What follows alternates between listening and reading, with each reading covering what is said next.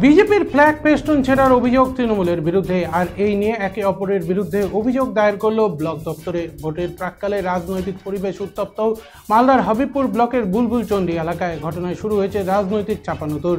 বিজেপির অভিযোগ, ভোটের আগে দলীয় ফ্ল্যাগ পেস্টুন পোস্টার লাগানো হয়েছিল বুলবুলচন্ডী বাস স্ট্যান্ড থেকে হাসপাতাল মোড় পর্যন্ত। সকালে দেখা যায় তাদের দলের ফ্ল্যাগ পেস্টুন ছিঁড়ে নষ্ট করে মাটিতে ফেলা রয়েছে। স্থানীয় বিজেপি নেতাকর্মীরা লক্ষ্য করেন তাদের দলের ফ্ল্যাগ পেস্টুন বেশিরভাগই উধাও হয়ে গেছে।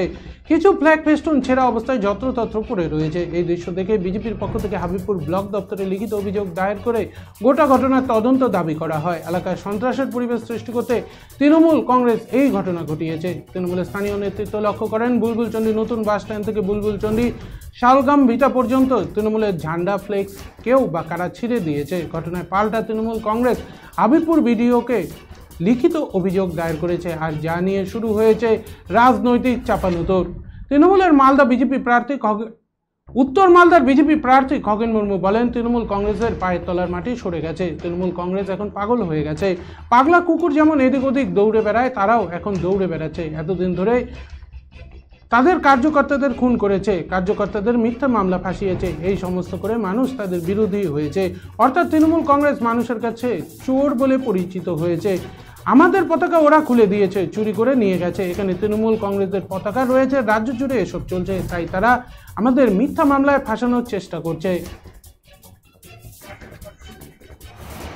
তৃণমূল কংগ্রেসের পায়ের তলার মাটি সরে গেছে। তৃণমূল কংগ্রেস এখন পাগল হয়ে গেছে। এরা পাগল যেমন হচ্ছে, পাগলা কুকুর যেমন হচ্ছে যে এদিক ওদিকে দৌড়ে বেড়ায়, এই এদিক ওদিক দৌড়িয়ে বেড়াচ্ছে। এবং এরা এখন শুরু করেছে আমাদের কার্যকর্তাদের এতদিন ধরে এরা খুন করেছে, কার্যকর্তাদের মিথ্যা মামলায় ফাঁসিয়েছে।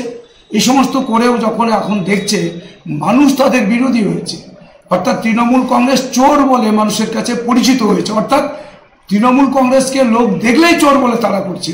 ওরা কোথাও যেতে পারছে না, এরা শুধু গাড়িতে করে রাস্তায় ঘুরে বেড়াচ্ছে।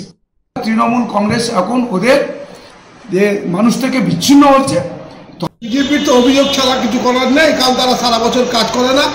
ওদের সাংসদ দুটো কেন্দ্রেই আমরা দেখেছি ওদের সাথে দলীয় কর্মীরা বেড়াচ্ছে না, এবং ওদের মধ্যে একটা বিরাট কোন্দল চলছে এখনো পর্যন্ত।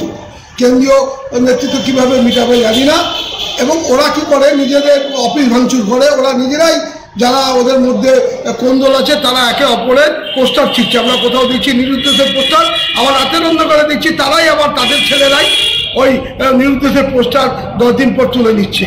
বুলবুলচন্ডীর ঘটনা তাই, সেখানে বিজেপি শক্তিশালী, বিজেপির ওরাই কোন্দলের মধ্যে একে অপরের জন্য এবং সাংসদের ব্যবহারে, সাংসদের কি বেরিয়েছে দেখেছেন অস্ট্রেলিয়া